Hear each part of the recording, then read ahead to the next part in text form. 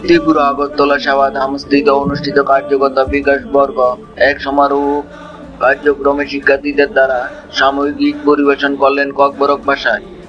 গীতটি ককবরক ভাষা হলেও সমগ্র উত্তর পূর্বাঞ্চলে তথা অসম ক্ষেত্রের অরুণাচল, মেঘালয়, নাগাল্যান্ড, মণিপুর, মিজোরাম, ত্রিপুরা ও আসাম শিক্ষার্থীরা একসাথে একই সুরে গেয়েছেন এই গানটি।